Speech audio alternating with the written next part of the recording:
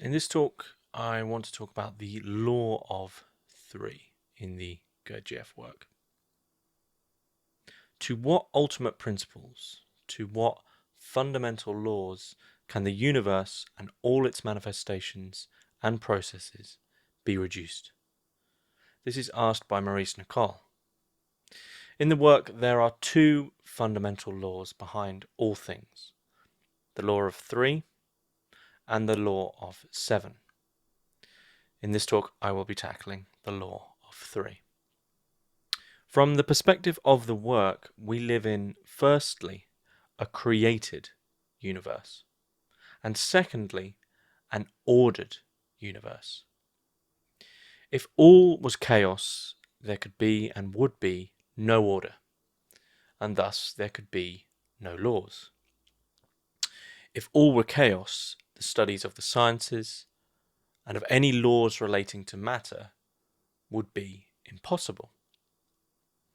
The law of three is the law of the three forces of creation in the fourth way. A law which states that three forces must enter into every manifestation. But creation is also governed by another law, as I've already mentioned, the other fundamental law, the law of seven, or the law of order of manifestation. In this talk, I will only speak of the law of three. The next talk, I'll speak of the law of seven, and then I'll give a couple of talks on the Enneagram and how these are brought together within that. Every manifestation, as I've said, of the universe is the result of the combination of three forces. These forces are called active force, passive force, and neutralizing force. Or the active force is also called first force, passive force is also called second force, and neutralizing force is also called third force.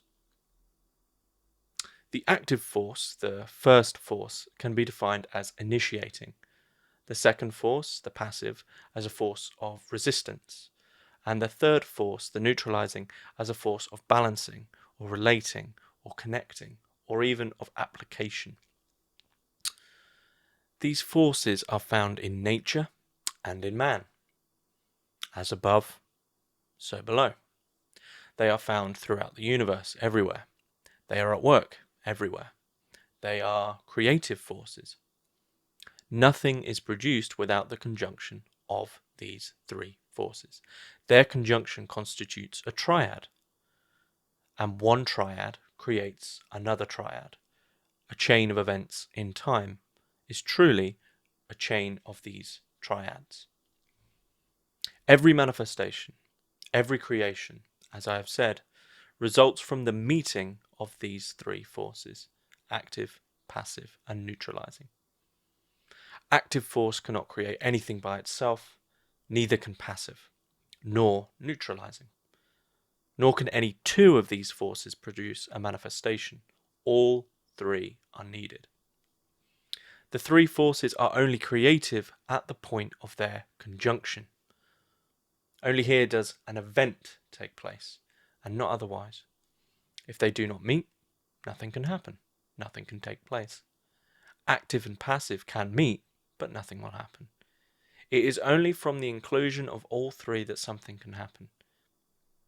And it is always from the neutralizing force, the third force, that a new triad springs.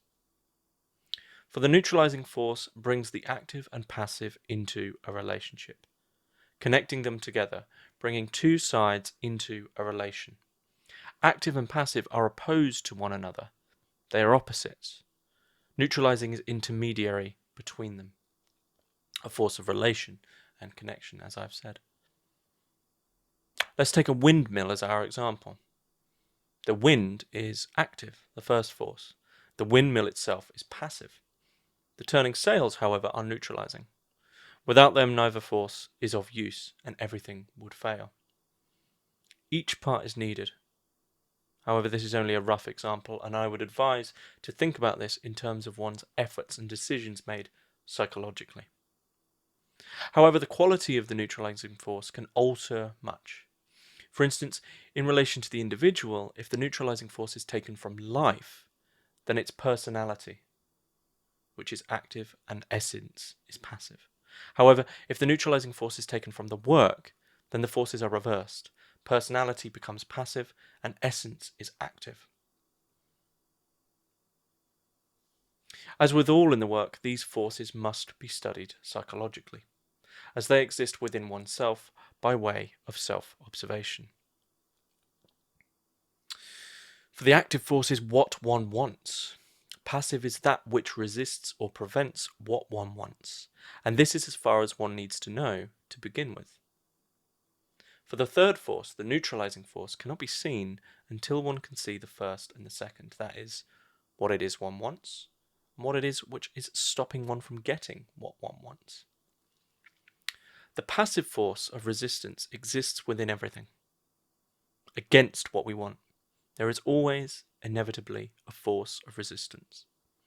To realize this is to be able to dampen the constant blame one has against life, to understand that one's difficulties are not unique, that there is always a passive force, and one's active force can only do something with that passive force if the neutralizing force comes forth. Psychologically speaking, when we make an aim in the work, and thereby in life also, but above life because it's from the work, we must factor in this second force as a means to understand at what cost the aim will be kept. To keep one's aim in life, they must be aware of the continual force of resistance which seeks to derail that aim. Thereby the nature of the second force is in part determined by the nature of the first force. One must be sincere in noticing what they really want. It will take time to observe the first, the second, and finally much later the third force with real sincerity, for it is a question of understanding what it is one truly wants, and what it is which truly stops them from obtaining it. If one desires to change, for instance, this desire should be regarded as an active force, and we are met by the resistance of the passive force, the second force. All those old habits and dislikes which attempt to stop our change. Without the third, neutralizing force, these two forces merely counterbalance each other and nothing happens. If one wishes to change, that is the first force, the active force. And immediately our old habits, our old dislikes, our old disagreements, our buffers come in as the second force, the passive force, as that thing of resistance which allows us or disallows us to change, allows us to not change, allows us to self-pity, to self-justify, to stop that change. It is only with this third force, the neutralizing force, which is this relationship, this balancing, can something change at all. If not, the active and the passive merely enter into a stability. In the observation of these forces, one is not observing things. A desire is a force, a train of thought is a force, an idea is a force, but none of these are things. We commonly see in all events only a single force, whatever it may be, and we lack the ability to fragment our reality. We always hold it as a false unification. Think back to the talk on multiple eyes. It is always in our ability to fragment our reality that we'll be able to begin to make greater self-observations, more sincere self-observations, if we no longer consider ourselves and reality as this false unity. We always see a single force, not active, passive, or neutral. But in struggling with habits, suffering, ignorance, negative emotions, etc., one must attend to these triad of forces, afforded to us by the law of three, applying this law of three onto their desires, onto their negative emotions, onto their suffering, onto their struggles, onto their effort, onto the work, into their self-observations. If you're sincerely interested in these ideas and want to study them further, please find information in the description below.